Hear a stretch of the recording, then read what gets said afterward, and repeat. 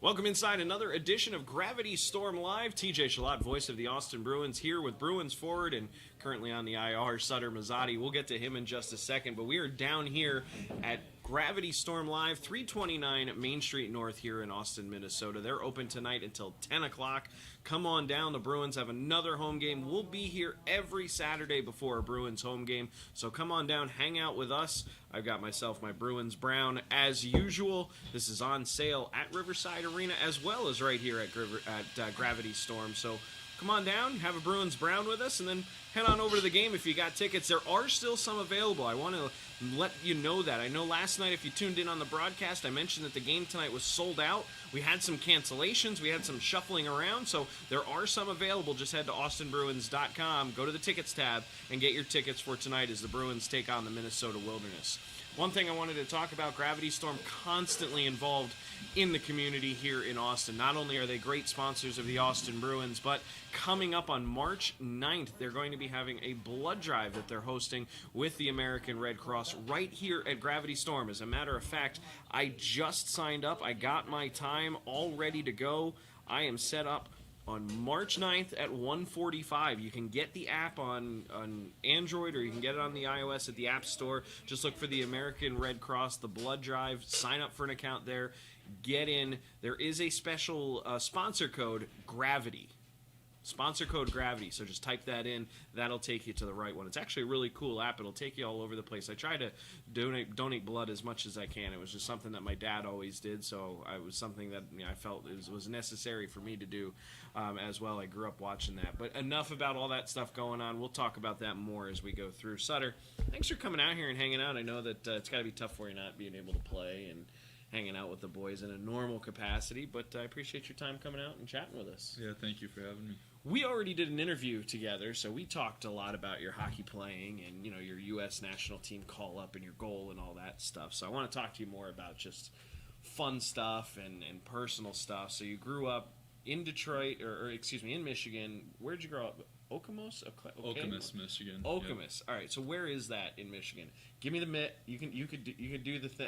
I see Steve do it all the time. He pulls his, I'm from here. You could do that if you have to. But where's that at? Yeah, it's right next to Lansing, a couple towns over. So near the center of the state. So are you a big Michigan State fan? Yes. Go Spartans? For sure. Yep. So you and Fish must get along real good. I know he's a Michigan State guy. Yeah. He had that flag hanging up in the office for a little bit before we had to tell him no flags.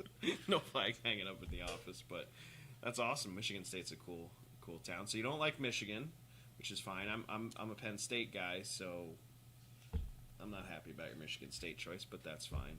But growing up, you were telling me as we were talking, because I was chatting with Trombley last week, and we were talking about, what teams he roots for and things like that, and Alexia, because, him being from Canada, is like, well, the Jets weren't there yet, when he was growing up, so who do you root for? And he said Chicago.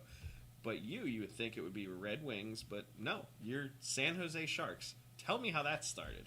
Yeah, just when I was younger, I always loved animals and fish and all that, and I really liked sharks, and I found out there's a team called the Sharks, and I just jumped on it, started watching them. So if you could control your destiny and you could pick any college to go to and any pro team to play for, would you go to Michigan State and then go to San Jose? Would that be the dream for Sutter Muzzatti? That was definitely the thought growing up.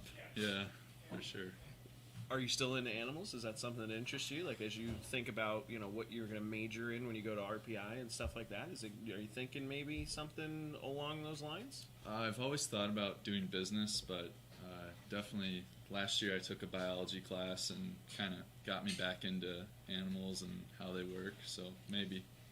There's always business involving animals. I mean, whether it's running a vet shop or running a pet shop or the zoos. Have you had the chance to go check out Como Zoo up in the cities? I have not. One of the coolest zoos. So when you get the chance, head on up to St. Paul and check out Como Zoo.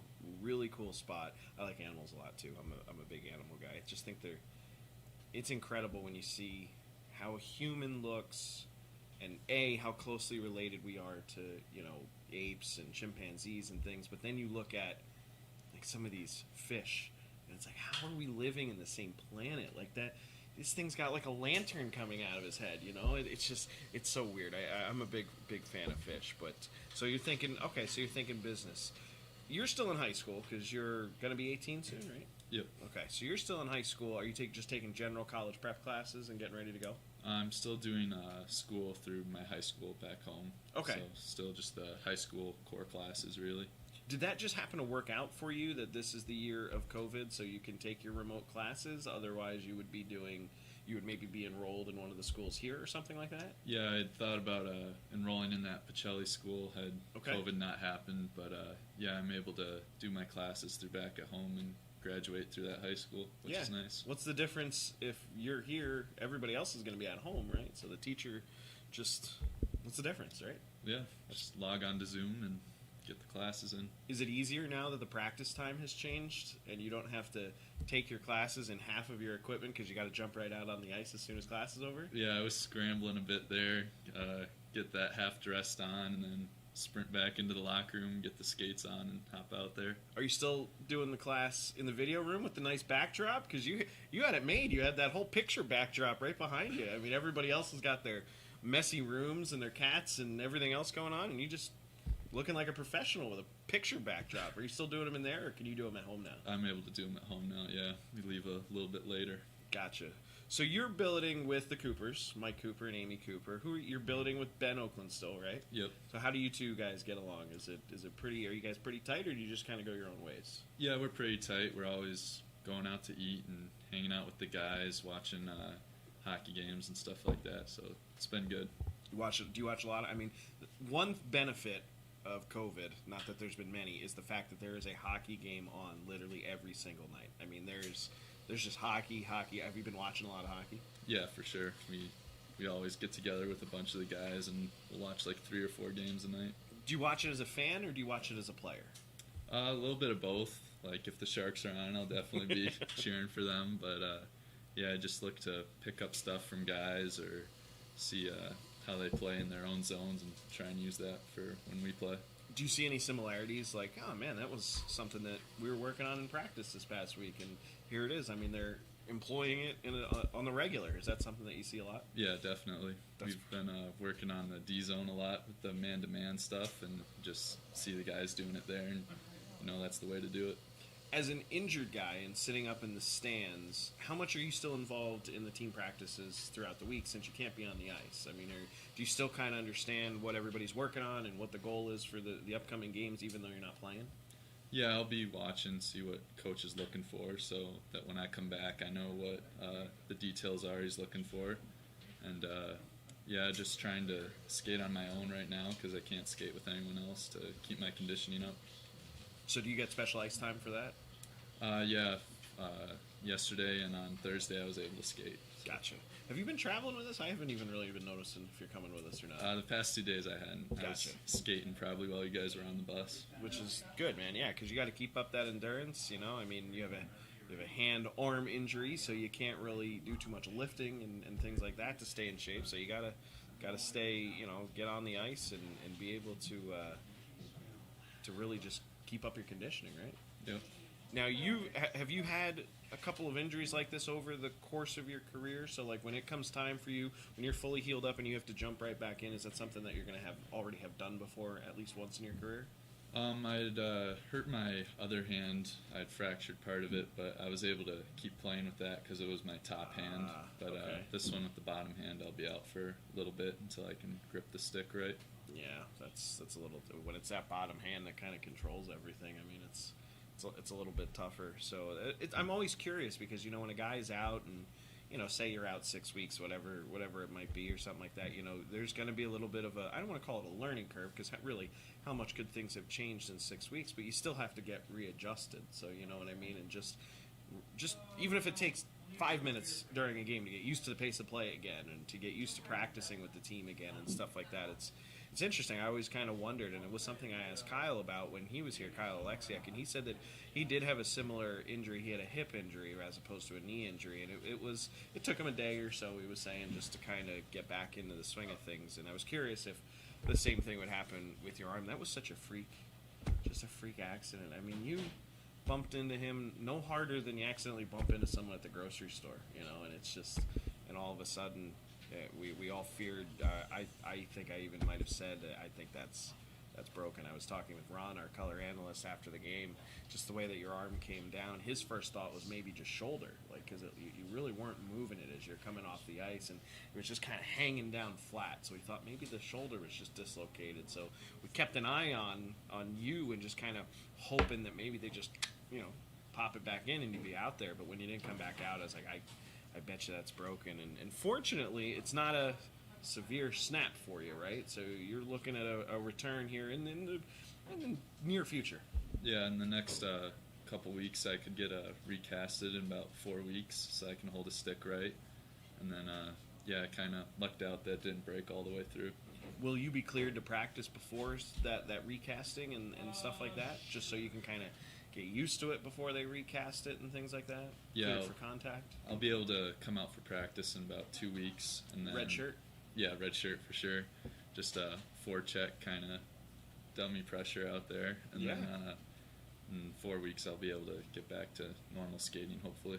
Well, that's good. We're excited to see you back out there. One thing that I want to talk to you about, we're going to take a little bit of a break here. When we come back, is for a guy that's 6'6", your vision, your hands, your deking ability, your awareness with the puck is just something that is baffling to me, because at 6'6", you're not supposed to be able to do that.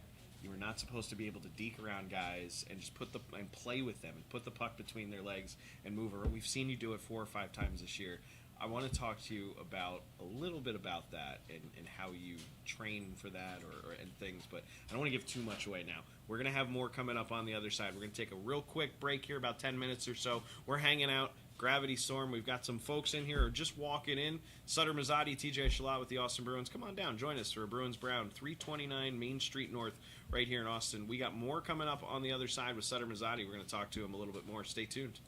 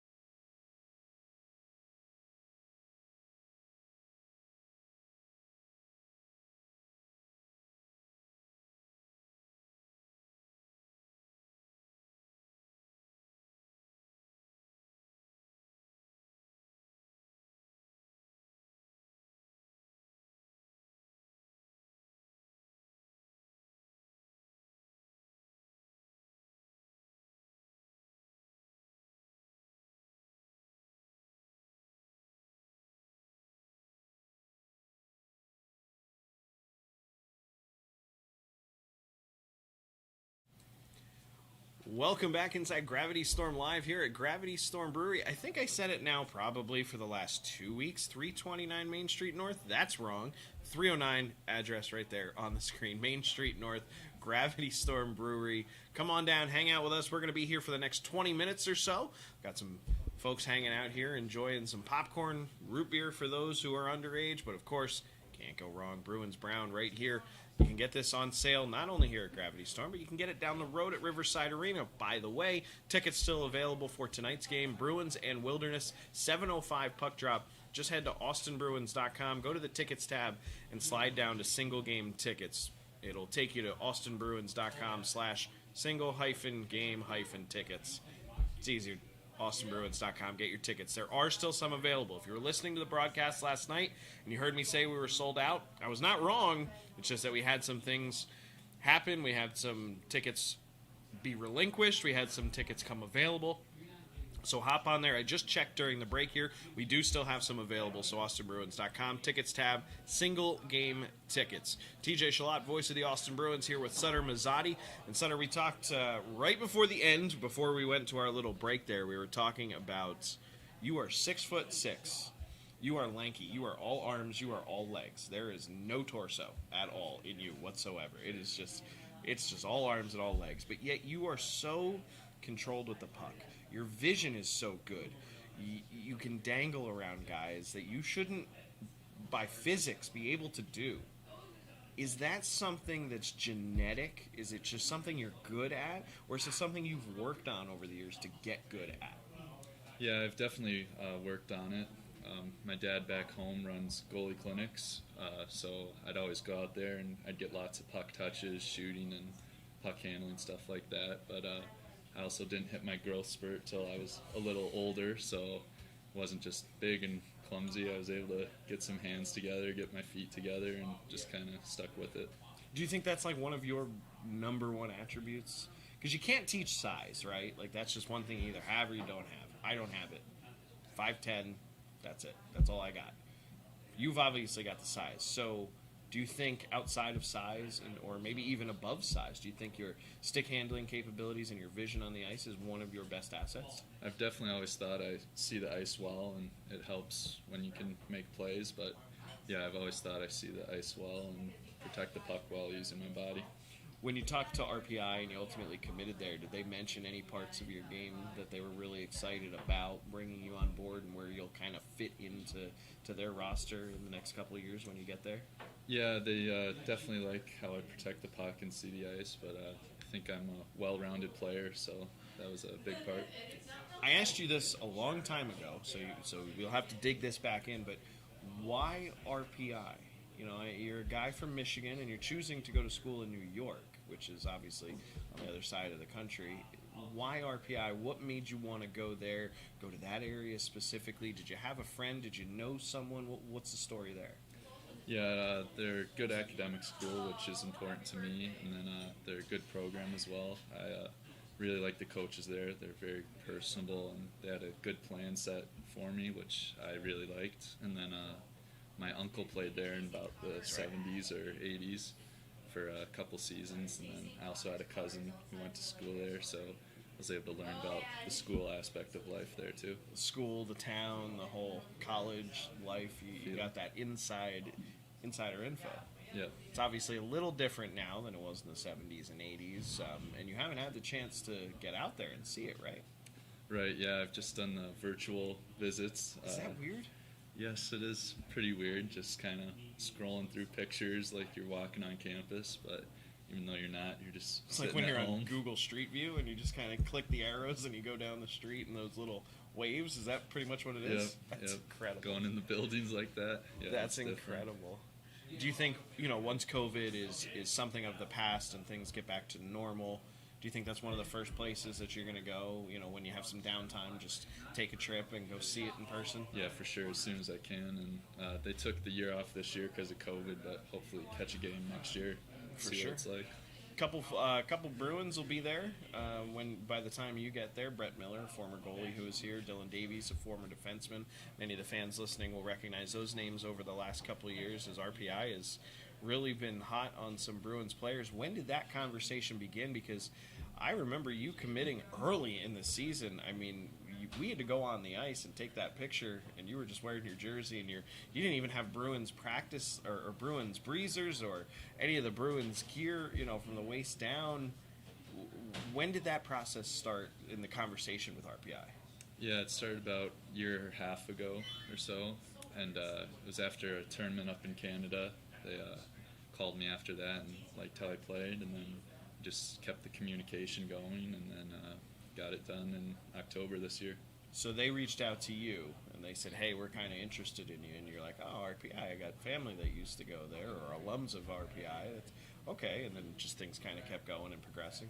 Yeah, I started to learn more about the school, research it, watch some of their games, and just build the relationship with the coaches. As a younger player with a commitment at 17 years old, and we've got a couple of guys on our roster who are in a similar situation as you are right now, guys like Carson Riddle, Barrett Brooks, all committed early in their career. Do you get a set plan from them in terms of like a developmental plan, like where they kind of expect you to be after every year? Do they keep in close contact to make sure you're growing right, or is it kind of you're committed, you're good, we'll talk to you in a couple years when you're 18, 19 years old? No, they definitely keep the communication going. They'll text me or call me after games or just every couple weeks to check in and see how things are going. Okay. Is that the head coach that does that, or the assistant coaches? I mean, that's a lot of work when you think of all the kids that committed last year, the year before, and all these kids that are going to be coming in the next couple of years. It's a lot of work for them. So who do you hear from? Do you have like an advisor, or? I hear from the head coach a lot, and the assistant coach too, Coach Weber, and then the head coach, Coach Smith. That's incredible. That's incredible. I think about that. Like, it is a 24-hour, 365-day-a-year job in terms of 7 day a week. That's, I think, where I was going with that. In terms of just being able to keep track of all the kids that you committed, And you talk about some of these schools that are known for, quote-unquote, over-committing, where they'll just throw out commitments to everybody and then kind of just trim off the fat and decommit a few kids. But RPI is definitely not one of those schools, and we think you'll have some great success when you get over there for sure. We want to just see you keep growing here. We want to get you back on the ice after that injury first and foremost. But what are you doing? Now that you've got that injury and you can't play in games, you can't travel with the team, you can't practice with the team, what are you doing other than going to school? Yeah, well, there's a lot of school, a lot of homework, but I've started to watch a lot of movies. Okay. You got anything good? Any good recommendations for the folks listening? Yeah, I got into the Da Vinci Code series there. Read the books. If you haven't read the books, I'm a big fan of Dan Brown. Get in there and read all the books. They're really, really good. They match up pretty closely with the movies. I really like the movies, and I think that they did a good job keeping the movies faithful to the books. But there's just something about reading the books. You feel accomplished after reading, 350, 400 pages, and read the books. Definitely look into them. Which one's your favorite? Have you seen them all? Yeah, I've seen all three. Okay. Definitely like the first one. Yeah, me too. Just me too. Solving the mysteries there. Me too. Inferno, I thought, was probably the next best one. I was not a big fan of Angels and Demons. I just didn't, even the book, I just thought it was too conflicting. You got the science-y and the religion, and I understand that's the point, right? Like, that's where the conflict is, but I just felt too torn in two different directions about that. I was a big fan of Inferno, though, but I also read Dante's Inferno when I was in college way back in the day, 12 years ago, whatever it was, so I understood, the 9 levels of hell and all that stuff that Dante is talking about. So that was actually pretty cool. I did like Dante's Inferno. Read the books if you haven't. Have you? I read the Dante's Inferno for school, but they're good. Yeah. Is that how you kind of got into it? You had to read it, or what? Yeah, I kind of got intrigued and looked up if there was a movie about it. Yeah. There was, so. Were you cheating? I'm not going to read this. I'm just going to watch the movie. Perfect. Can't say. Perfect. Pleading the fifth here on Gravity Storm Live. No, I used to do the same thing. We didn't have nearly as many movies out when I was in high school, but we were the Cliff's Notes generation. If you could go to the Barnes & Noble and find the Cliff's Notes and read through 25 pages rather than 250, you could get by in writing your report. Did you choose Dante's Inferno? Or I guess it's just called Inferno from Dan Brown. Did you choose that, or was that kind of guided to you? Everybody in the class had to read that. Yeah, it was guided to us. Everyone did it. That's crazy. I'm so used to the guided books being, To Kill a Mockingbird and The Scarlet Letter and all these just journalistic, well, not even journalistic, but all these literature books from years past that are, high up on the pedestal. It's crazy to think something so modern would be kind of pushed to the kids, but that's interesting. Are you a big reader or no? Not really. Okay, so yeah, I like reading a lot, so I'll look for the book before I look for the movie. But that's good. Okay, what else? Any other suggestions? You watch any TV shows? Not really on TV shows, just keeping up with the NHL games. Okay. What do you find yourself doing on the bus? Yeah, I will watch movies every now and then, but I crash pretty easily, so. Yeah, that's the problem I have with, like, a lot of people will ask me, hey, did you start watching this show on Netflix? Hey, did you start watching this show? By the time I'm ready to actually watch TV, it's background noise because I'm going to bed. And if it's a new show that I've never seen before, I'm going to fall asleep midway through. I'm going to miss everything. I'm going to wake up. It's going to be 4 episodes later, and I'm just going to be like, I don't know what's going on, and that's going to turn me off. That happened to me a few times with a couple different... So that's why I just throw on shows that I've seen, movies I've seen, and then if I wake up, who cares? It doesn't really matter. You missed out on the bus trip on the ride home. We watched Shooter, the movie with Mark Wahlberg. We watched that on after the win against Chippewa on Wednesday night. And I say you missed out as if it was your choice. Obviously, with the injury, you didn't come up with us. But do you have the option to travel with the team if you wanted to, just to kind of come up and watch the game from up close on the road? I'm sure as I get farther into my physical therapy, I guess you could say, but not right now. I haven't. I don't blame you. What can you do? Just go up there and freeze, right? You can watch at home on Hockey TV or listen on Power 96 and get everything that you can pretty much get by sitting there in the crowd. But TJ Shalott, voice of the Austin Bruins, Sutter Muzzatti, Bruins forward, currently injured, dealing with a little bit of an upper body injury. He'll be back on the ice rather shortly because you definitely are a big piece. It's like I said, it's not often that you see a defenseman or a forward that's 6'6". They're usually defensemen. That's where I was going with that.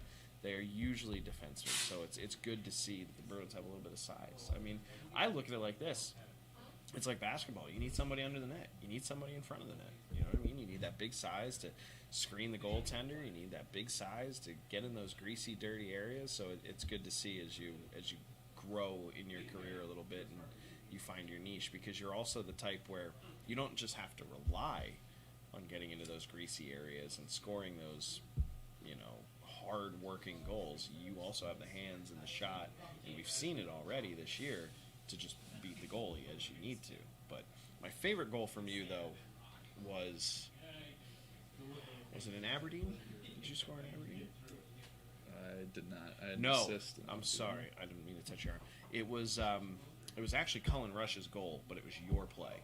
You were the one who walked into the zone down the right wing boards. You evaded a check. You kind of slipped through it a little bit. Another guy came at you. You moved around him, and you got the shot on goal. Seibel made the save, but the juicy rebound came out in the slot, and Cullen Rush, who was just trailing you, pounded it in. That was one of my favorite plays that I've seen from you, because it proves that, yeah, I can be 6'6", but you can't just use a finger to push me over and I'm out of the play. You can work your way through it. Do you enjoy getting into those greasy areas? Do you like getting into the paint, into the crease, and just kind of being a pest around the goal? Yeah, for sure. I like going in there and knowing these guys are going to try and move me, but they're not going to have be able to. much luck. But yeah, using my size and protecting the puck and screening the goalie, taking his eyes away. Do you talk a lot while you're down there? Are you a chirper? No, not too much. I wouldn't think so. Who's the best chirper on the team? Reggie likes to get I into knew it with guys. I knew it. What about Simmons Fisher? He Yes. seems like a pretty good chirper. Is there anybody that's a funny chirper? Is there anyone who just comes up with these things where it's basically a stand-up comedian roasting his audience? I remember at the start of the year, Riddle had one that was kind of just out of the blue, but yeah, usually just try and hit the guys at their heart, I guess. Yeah, that's pretty good. Because I often wonder, especially during gameplay, when you're down there and you're right in front of the goalie and you're kind of your legs are locked with the defense and you're shoulder to shoulder and you're trying to bump each other out, is there some chit-chat going on there? Just kind of, things like that. Or is it all after the whistle? Yeah, mostly after the whistle. Some guys will try and get in your head a bit if you're not able to get through, but mainly just body on body. We're excited to see you back. How long, give or take? About 4 to 6 weeks. All right. Well, we look forward to seeing you. It's still going to be the thick of the season at that point. With the Bruins season right now ending the second week of May. 4 weeks from today is just going to be the middle of March. I mean, 6 weeks is the end of March, so you're still going to have a full month and a half if you come back at your latest to get back in the action. So we're looking forward to really having you out there. Thanks again for coming out today and doing this with us. Yeah, thank you for having me. We're here at Gravity Storm Brewery, 309 Main Street North. Right on Main Street, right next to Piggy Blues. Can't miss us. And hey, by the way, if you didn't hear us in the first segment, head on over March 9th from 1 to 7. They're going to be having the Red Cross right here at Gravity Storm for a blood drive. I've already signed up. I got the 1:45 time slot on March 9th. Come on out, donate some blood, hang out with Joe, Ed, and Brian, the proprietors here at Gravity Storm Brewery. It's a great spot anytime. They're open tonight until 10 o'clock, so come on out. You can go ahead and get yourself a Bruins Brown or anything else that they have on tap. Obviously, everything made right here in-house, and they have something for everybody. Traditionally, and I'm not lying to you, I don't really like dark. I'm a Pilsner guy. Give me a Mick Golden, give me a Miller Lite, give me something like that. This is really, really good. You can get this actually at Riverside Arena. That's where I kind of got my first taste for it, was at the rink. So this is really good, the Bruins Brown. But they have something for everybody. If you like sweeter beers, if you like things with a little pepper, they had a jalapeno volcano. Brian's constantly down there tweaking things and just going all mad scientist on us and making some really, really good choices. And they've got some really good root beer, which is what Sutter's drinking over here. As a matter of fact, last weekend when we were here with Alex Trombley, I picked up a growler of root beer and took that home. I'm going to do the same thing. I'm going to get a refill here tonight before I leave. But come on down Riverside Arena tonight, Austin Bruins versus the Minnesota Wilderness. Tickets are still available. There's just a handful left. But head on over austinbruins.com, go to the tickets tab, pull down to single game tickets, get your tickets right away. We'll be back here next weekend. Every Saturday before a home game, we'll have a different player. We'll do some more conversations and some more interviews. And, of course, we'll hang out with you guys. The best place to see this is right here at Gravity Storm. Thanks, everybody. We'll talk to you soon.